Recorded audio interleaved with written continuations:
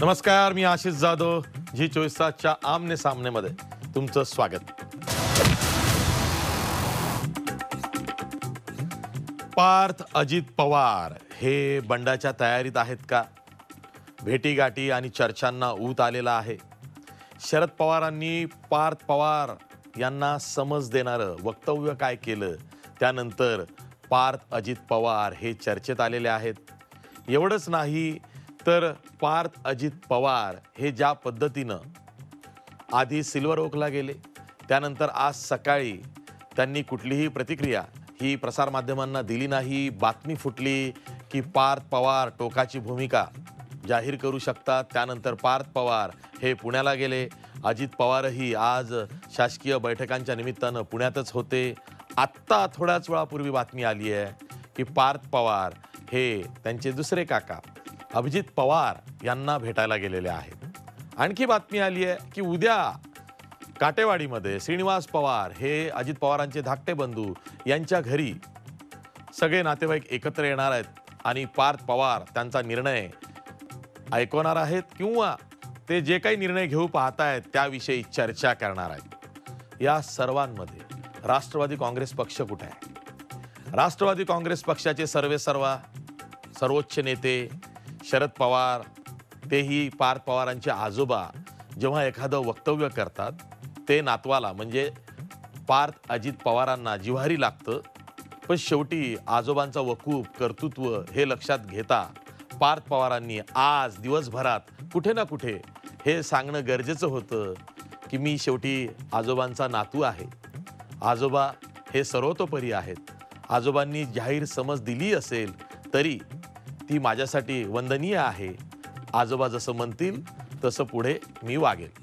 तसं न होता यामध्ये आता चर्चांना जो ऊत आलेला आहे त्यातून पुन्हा तेच होतंय.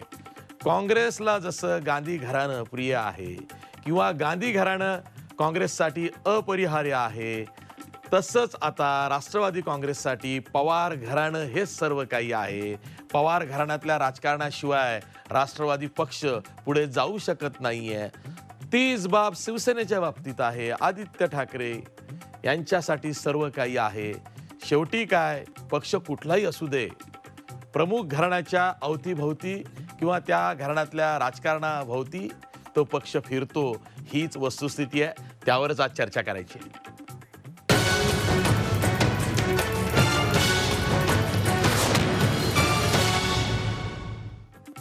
या चर्चेत सहभागी होण्यासाठी आपल्यासोबत मान्यवर पाहुणे आहेत. आपल्यासोबत राष्ट्रवादीचे नेते शरद पवारांचे अत्यंत निकटवर्तीय हेमंत टकले आहेत. त्याचबरोबर आपल्यासोबत राज्याचे माजी अर्थमंत्री आणि भाजपचे नेते सुधीर मुनगंटीवार आहेत. मी सुरुवातीला हेमंत टकले यांच्याकडे जातो आणि खूप जाणीवपूर्वक जातोय, कारण हेमंत टकले यांच्याशी माझा वैयक्तिक संबंध गेल्या 20 वर्षांपासून आहे आणि शरद पवारांचे त्यांचे संबंध काय आहेत हे माझ्या इतकं फार कमी पत्रकारांना माहिती आहे, म्हणून मी त्यांना हा प्रश्न विचारतोय.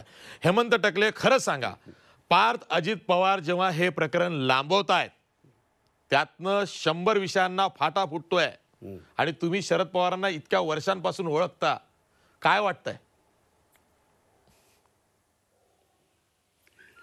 मला वाटतं की आपण ज्या सुरुवातीलाच उल्लेख केला की पवार घराणं आणि राष्ट्रवादी काँग्रेस पक्ष हे खरोखरीच एक अत्यंत जिव्हाळ्याचं नातं आहे.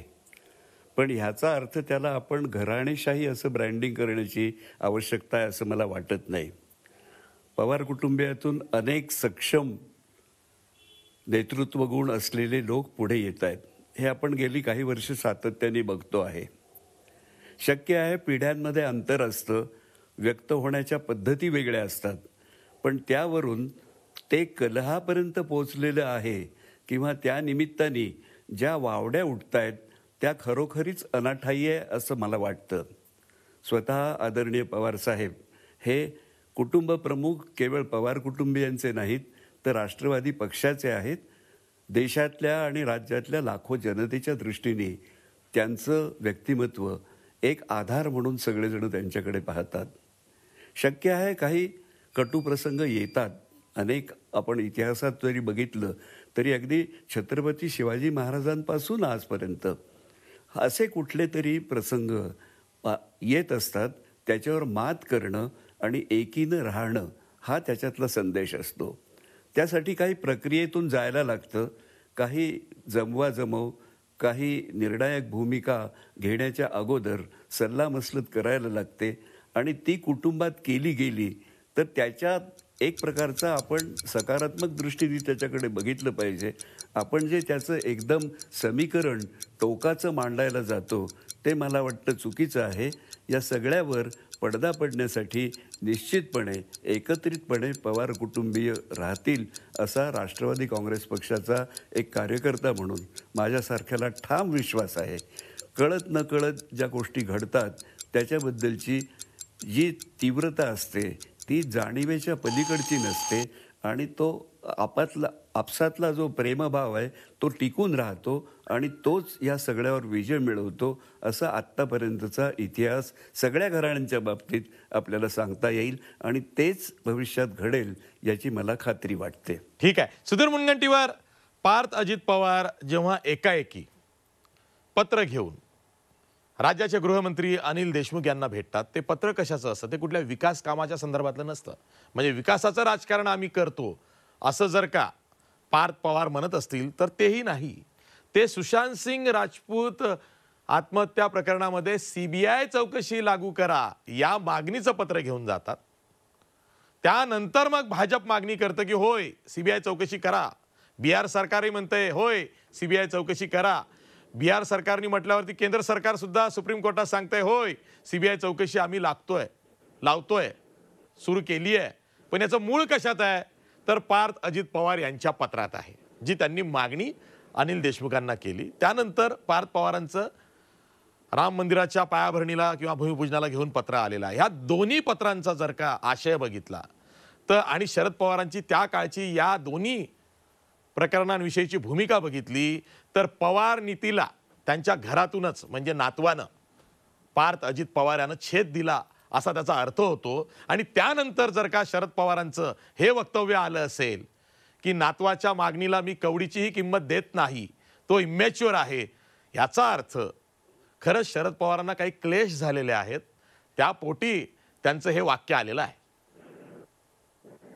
नाही, मला असं वाटतं की हा त्यांच्या पक्षाचा अंतर्गत मामला आहे आणि पार्थ पवारांचे जे मुद्दे आहेत ते माझ्या दृष्टीने महत्वाचे आहेत. आता त्यांच्या आजोबांना ते मुद्दे अपरिपक्व वाटत असतील, पण सामान्य जनतेला पार्थ पवारांनी उपस्थित केलेले मुद्दे हे अपरिपक्व वाटत नाही.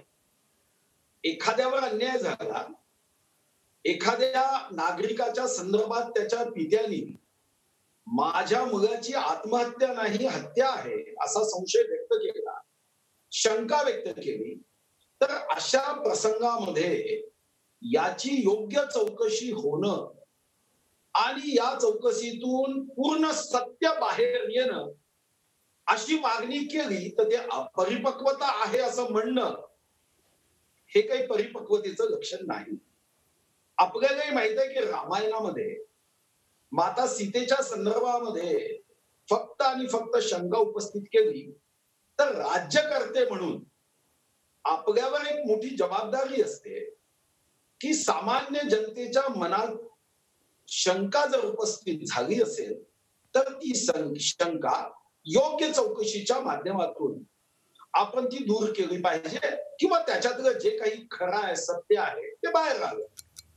तर पार्थ पवारांची जी सीबीआय चौकशीची मागणी होती ती फक्त पार्थ पवारांनी केली, भाजपने केली, बिहारच्या नेत्यांनी केली असं नाहीये. तर शरद पवार साहेब सुद्धा असं म्हणाले की तो अपरिपक्व आहे, पण सीबीआय चौकशी करायची असेल तर त्यावर माझा काही आक्षेप नाहीये. म्हणजे याचा अर्थ सीबीआय चौकशी करण्याची मागणी म्हणजे अपरिपक्वता नव्हे. मग पार्थ पवारांनी जी मागणी केली तीच शरद पवारांनी त्या मागणीला पाठिंबा दिला. मग या मागणीच्या संदर्भात जर अपरिपक्वता हा शब्द वापरायचा असेल तर मग पार्थ पवारही अपरिपक्व आहे, शरद पवारही अपरिपक्व आहे. सुधीर मुनगंटीवार, मी थोडं करेक्शन करतो. यांचे वडील सुधीर मुनगंटीवार, मी थोडं करेक्शन करतो. पार्थ पवारांची मागणी आणि मागणीचं पत्र हे सुप्रीम कोर्टात प्रकरण जायच्या आधीची आहे. सुप्रीम कोर्टात 2 सुनावण्या झाल्यानंतर आणि सुप्रीम कोर्टात देशाचे अटॉर्नी जनरल तुषार मेहता यांनी हे सांगणं की होय केंद्र सरकारनं सीबीआय चौकशीला होकार दिलेला आहे, संमती दिलेली आहे, त्यानंतर शरद पवारांनी सारवासारव केली आहे की जर का उद्या सुप्रीम कोर्टानं सांगितलं की सीबीआय चौकशी करा तर आमची हरकत नाही. मध्ये बरंच पुलाखालून पाणी वाहून गेलं. पार्थ पवारांची मागणी खूप आधीची आहे, 5 ऑगस्टच्या आधीची आहे. याचा अर्थ काय? समजा सुप्रीम कोर्टाने सीबीआय चौकशीची मागणी करा सांगितलं, जे निवेदन किंवा जी मागणी पार्थ पवारांनी अगोदर केली, पार्थ पवारांनी मागणी केली तर ती अपरिपक्व आणि सुप्रीम कोर्टाने तेच सांगितलं तर ते परिपक्वता. मला वाटतं की अशी संदिग्धता ठेवण्याचं कारण काय? सीबीआय कोणाची संस्था आहे? कोणी जन्माला आणली? सीबीआय काँग्रेसच्या राज्यात आली जेव्हा पवार साहेब त्या काँग्रेसमध्ये होते. सीबीआय संस्थेच्या संदर्भामध्ये उद्या जर सीबीआयला चौकशी जाणार असेल तर आक्षेप घेण्यासारखं काय आहे? आणि सच परेशान हो सकता है, पराजित नाही हो सकता. आजही आपल्या देशामधल्या व्यवस्था या सुदृढ आहेत. असं कोणीही कोणाला कधीही कोणत्याही पद्धतीने अडचणी आणूच शकत नाही.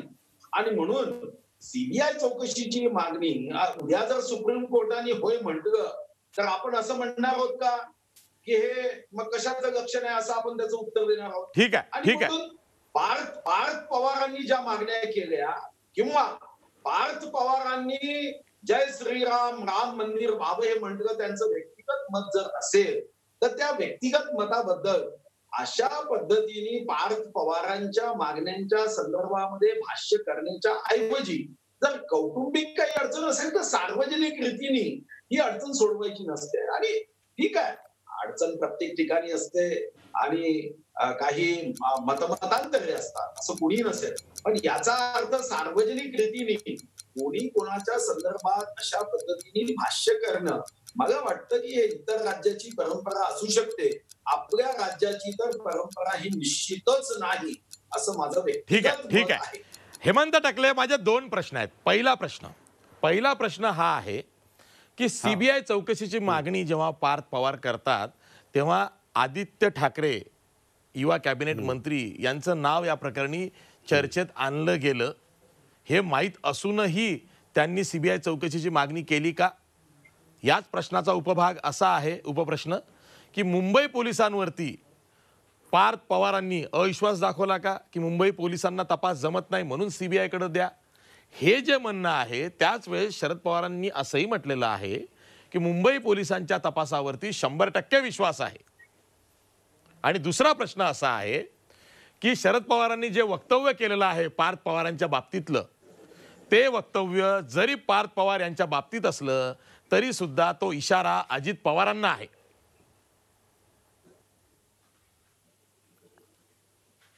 मला वाटतं की आपण आउट ऑफ कॉन्टेक्स्ट या गोष्टी बोलतोय.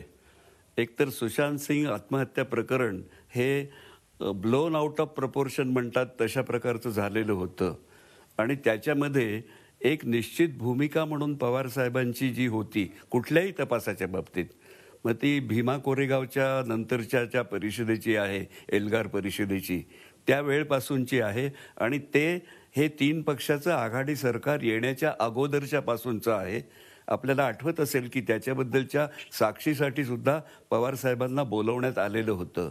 त्यामुळे एक वैचारिक भूमिका मांडलेली असल्यानंतर त्याचे तात्कालिक राज्यामध्ये किंवा राष्ट्रामध्ये जे प्रतिसाद किंवा पडसाद उमटतात त्याच्यामधून ह्या गोष्टी उद्भवतात.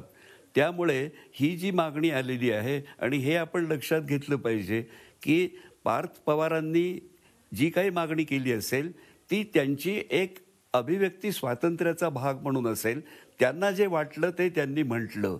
ही गोष्ट एक सहज आपली प्रतिक्रिया म्हणून त्याच्याकडे आपण बघितली तर आपल्याला असं लक्षात येईल की साधारणपणे एका प्रत्येक जनरेशनमध्ये जे बदल होत असतात त्याच्यात वैचारिक बदलाचा फार मोठा भाग असतो आणि त्यामुळे व्यक्त करण्याच्या पद्धतीही बदलतात. याला उदाहरण म्हणजे 1-2 दिवसापूर्वी कालच परवा कर्नाटकमध्ये बेंगळुरूमध्ये झालेली घटना. कुठल्या तरी सोशल मीडियावर एक काहीतरी येतं आणि त्याच्यातून जाळपोळ होते. मला वाटतं की ह्या सगळ्या गोष्टींचा सारासार विचार केल्यानंतर एक प्रत्येकाने वैचारिक भूमिका ठाम अशी घेतलेली असताना त्या भूमिकेला अनुसरून आपल्या पक्षाच्या बाजूने बोललं जावं ही अपेक्षा असणं याच्यात काही गैर आहे असं मला स्वतःला वाटत नाही. तरीसुद्धा ज्या व्यक्तिस्वातंत्र्यासाठी लढा आत्तापर्यंतच्या लढ्याला पवारसाहेबांनी आयुष्यभर साथ दिलेली आहे त्यामध्ये तितकाच अधिकार पार्थ पवारांचाही आहे व्यक्त होण्याचा. परंतु पद्धत आणि जी बाब आहे त्याच्या बाबतीतलं थोडंसं जर एकमेकांमधलं वैचारिक देवाणघेवाण झाली असती तर हे प्रकरण वेगळ्या प्रकाराने आपल्या समोर आलं असतं असं मला निश्चितपणे वाटतं. हेमंत टाकले, तुम्ही आता जनरेशन गॅपचा उल्लेख केलेला आहे न कळतपणे, की एक जनरेशन गॅप शरद पवार आणि नातवामध्ये दिसते आहे. असं तर नाही ना की मावळचा मतदारसंघ माजी उमेदवार म्हणून पार्थ पवार यांना आता पुढे संधी दिसत नाही, कारण तिथे शिवसेनेचे खासदार आहेत, महाविकास आघाडी तिन्ही पक्ष एकत्रित पुढची निवडणूक लढतील, तर ऑफकोर्स तो मतदारसंघ विद्यमान खासदार शिवसेनेचं त्यांनाच जाईल. मग पार्थ पवार यांच्यासाठी पक्षात कुठे जागा दिसत नाहीये, ते पक्षाकडून बेदखल दिसत आहेत. ते जरी उपमुख्यमंत्री अजित पवार किंवा विधिमंडळ पक्षाचे नेते अजित पवार यांचे चिरंजीव असले तरी त्यांना पक्षात से नाही असं वाटणं त्यांना स्वाभाविक आहे. त्यातून ही कृती झाली. मला असं वाटतं की आपण खूप एका विशिष्ट कालमर्यादेचा विचार केला तर पार्थ पवारांसाठी मावळ हा काही एकमेव लोकसभा मतदारसंघ नाही आहे. नेतृत्व गुण त्यांच्यामध्ये पवार घराण्यातूनच आलेले आहेत, अजितदादांकडूनही आलेले आहेत. त्यामुळे भविष्यात कुठल्याही निवडणुकीला सामोरे जाण्याची पवारसाहेबांची जशी तयारी होती, अजितदादांची जशी तयारी होती, तशाच पद्धतीने पार्थ पवारसुद्धा लोकसभेत महाराष्ट्राचं प्रतिनिधित्व निश्चितपणे करू शकतील एवढी त्यांची पात्रता त्या निमित्ताने आहे.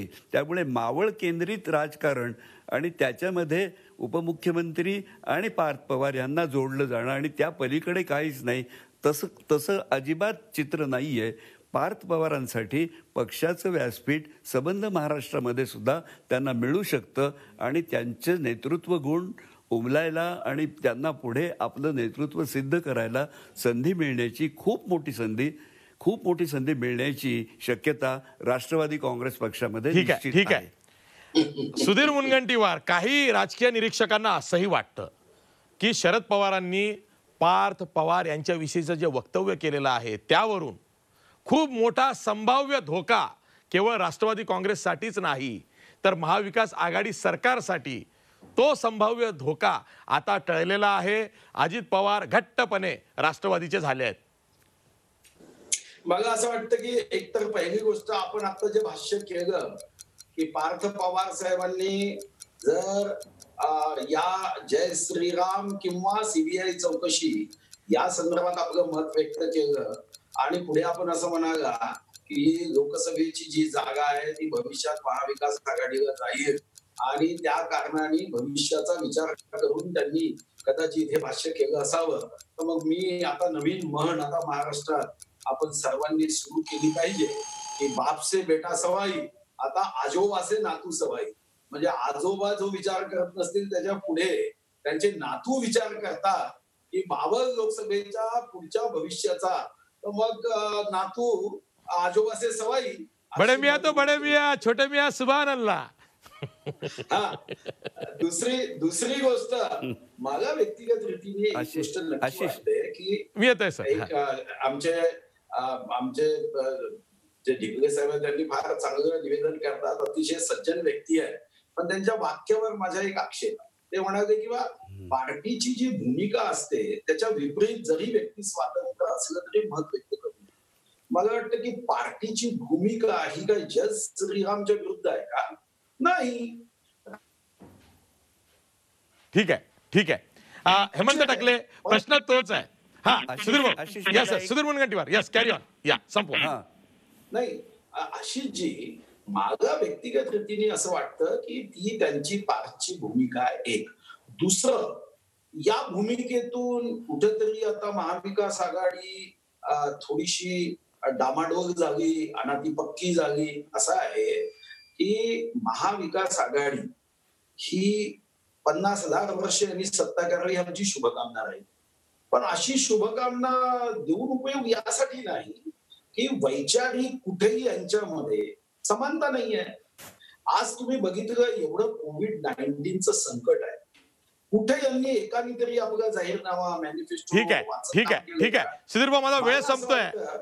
तुमचं म्हणणं बरोबर आहे. बघा योगा कशा असतात, सुधीर मुनगंटीवार, योगा कशा असतात की आम्हाला असं वाटतं, अनेकांना असं वाटतं की पार्थ पवारांच्या या एपिसोडच्या निमित्तानं अजित पवार हे कधी भविष्यात भाजपकडे जातील आता हा विचारच मेला. आणि योगायोग बघा, देवेंद्र फडणवीस बिहारच्या निवडणुकीचे भाजपचे प्रभारी झाले. हा योगायोग आहे, योगायोग आहे. हेमंत टाकले तुम्ही काहीतरी बोलत होतात. हो आशिष, मला एका जुन्या गोष्टीकडे लक्ष वेधायचंय. उद्या 15 ऑगस्ट आहे भारताचा स्वातंत्र्य दिवस. 15 ऑगस्ट 1947ला स्वातंत्र्य मिळण्यापूर्वी आपल्याला स्वातंत्र्य मिळावं ब्रिटिशांकडून हा काँग्रेस महाकमिटीमध्ये जो ठराव करायचा होता त्यावेळेला एकसंघ भारताचे 2 तुकडे व्हावेत असं महात्माजींना वाटत नव्हतं. पण जी नेतृत्वाची सगळी फळी होती त्यांनी त्या काँग्रेसच्या मीटिंगमध्ये, वर्किंग कमिटीच्या मीटिंगमध्ये तो ठराव पास करून घेतला, ज्याला स्वतः महात्मा गांधी राष्ट्रपिता यांचा त्या ठरावाला विरोध होता. लक्षात घ्या तुम्ही, मी 1947च्या पूर्वीच्या 2 महिन्यातली गोष्ट सांगतोय. 15 ऑगस्ट 1947च्या आधीच्या 2 महिन्याची जी वर्किंग कमिटीची मीटिंग आणि अधिवेशन झालं सेशन काँग्रेसचं, त्याच्यामध्ये हा स्वातंत्र्य प्राप्तीचा ठराव करण्यात आला. पण त्याचं ड्राफ्टिंग जे सगळं होतं ते महात्मा गांधींच्या विचारातलं थोडीशी त्याच्यामध्ये बदल झालेला होता, परंतु तो त्या नेतृत्वानी स्वीकारला होता. म्हणजे वैचारिकदृष्ट्या एका प्रकारच्या तत्वप्रणालीनंतर ज्या वेळेला त्या काळात सुद्धा जर मतभेद असू शकले पण मनभेद कधीच नव्हते.